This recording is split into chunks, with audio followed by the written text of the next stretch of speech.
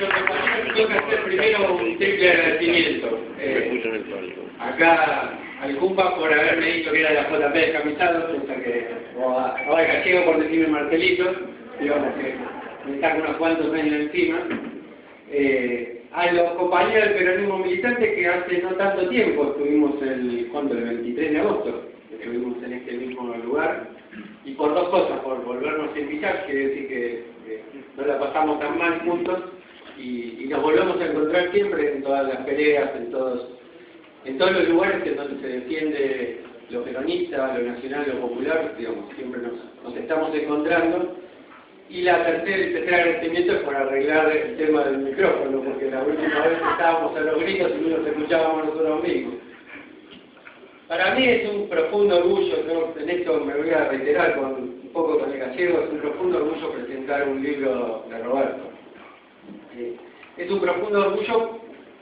desde dos puntos de vista. Desde el punto de vista de la calidad de lo que Roberto produce, y también, y no es una cuestión menor, es porque Roberto es una gran persona, es un buen tipo, digo. Y esto también lo demuestra en su producción, ¿no? Roberto, cuando hace estos documentos, hace un aporte fundamental, y a diferencia de otros que se creen en el centro del universo, que se creen a veces, él lo que nos hace es un trabajo de reconciliación, lo que hace es un trabajo en donde él no se pone en el centro de la escena, sino que pone en el centro de la escena a los documentos, a los materiales concretos, a los materiales que produjeron las organizaciones políticas de cada una de esas etapas históricas que ahora llega hasta el 77, ¿no? Que arrancó hace mucho tiempo, si no recuerdo mal, fue en el 87, por ahí, ¿no? Digamos, el primero de los documentos de la resistencia, me acuerdo que se llamaba, y que me acuerdo que tenía una tapa negra y que tenía una tijera. Digo me acuerdo, y me acuerdo así más o menos mal, porque cometí el terrible error de prestarlo a un compañero, y ese compañero más inteligente que yo no cometió el terrible error de devolverlo. Aquellos documentos inauguraron una cuestión que fue fundamental para la recuperación de la memoria histórica, digamos, porque me parece que el pensar la historia, el construir la historia del peronismo, tiene mucha amiga. Es una cosa que va a contrapelo de esta idea que tiene la academia, que tiene la historia oficial, de que se pueda hacer la historia desde una torre de marfil, que se pueda hacer una historia despojada de las pasiones del pueblo argentino, que se pueda hacer una historia desde arriba, explicándole, contándonos a nosotros, contándole a los pobres cuál es la historia de ellos. Hacer historia desde el peronismo es sustancialmente algo distinto de eso y tiene muchísimo todavía para aportar. Y particularmente con la generosidad que tiene Roberto al compartir todos esos documentos, nos está dando los materiales necesarios para construir esa historia que es nuestra historia. Que la historia del movimiento nacional, de sus peleas, de sus aciertos y también de sus errores, porque esto es lo que nos permite contar con eso que decía recién el Gallego, que es la estrategia principal, o una de las estrategias principales que tiene nuestro enemigo, que tiene la oligarquía, que es precisamente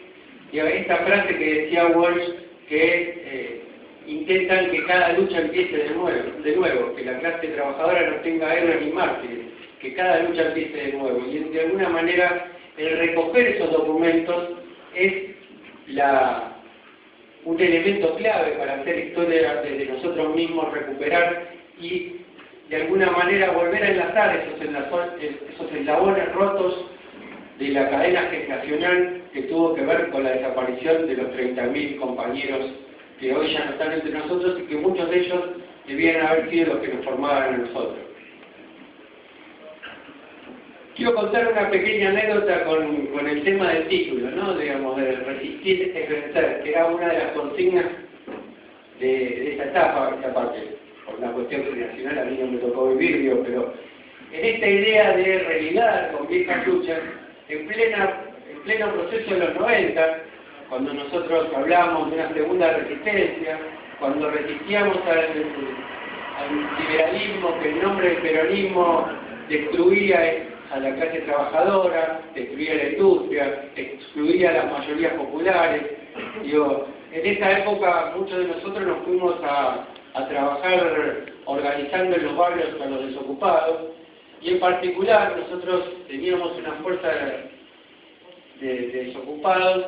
y una vuelta se llamaba Movimiento de Trabajadores Desocupados, y nada original, y entonces dijimos, tenemos que poner una particularidad, porque había un montón de otros MTD. Y nosotros dijimos, vamos a tomar algo de nuestra historia, y entonces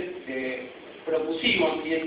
en esta época, como ahora, resolvíamos todo con mucha discusión política, y lo propusimos en la asamblea de los desocupados, que se llame Resistir es Vencer, porque para nosotros era todo un símbolo de religar a esa resistencia contra la dictadura genocida, ponerlo contra el liberalismo, que de alguna manera era la consecuencia de esa dictadura genocida. Y cuando llevamos la propuesta a la asamblea,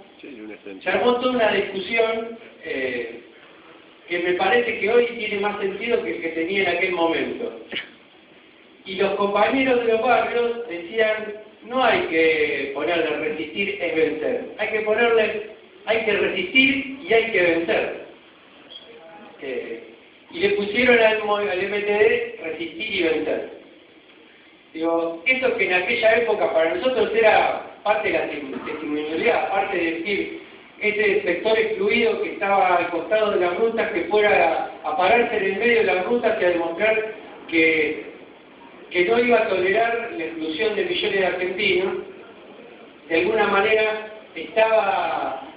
venciendo en esa resistencia. Pero no se trataba solamente de resistir, y se trataba de vencer. Y hoy estamos en una Argentina, estamos a pocos días de un triunfo electoral, y los triunfos electorales también son una manera de vencer. Estamos en una Argentina que parece casi no tener nada que ver con aquella Argentina que nos hacía organizar comedores, organizar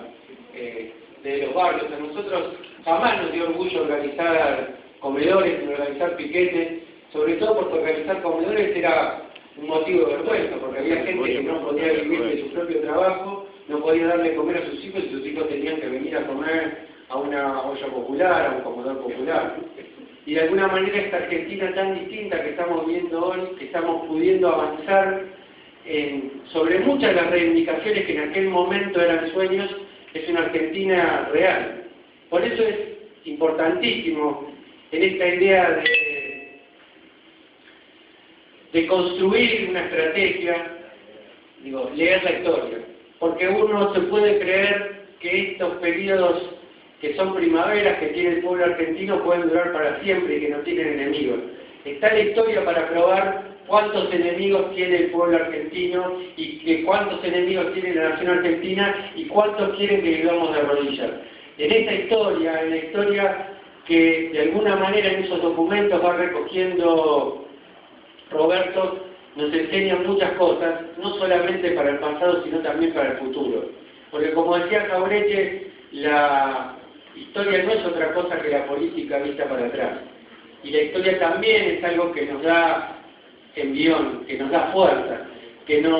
se carga en nuestra mochila no como un peso, sino como los elementos necesarios que tenemos que tener para atravesar una larga marcha del pueblo argentino por su liberación.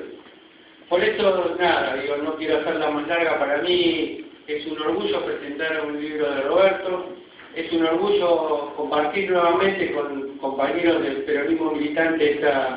esta presentación y esta charla, y compartir con cada uno de los compañeros que están en el panel la presentación de un nuevo libro de Roberto, que es una piedra más en esta larga más, es un paso más, es un aliciente más en el camino a la larga marcha del pueblo argentino por su liberación.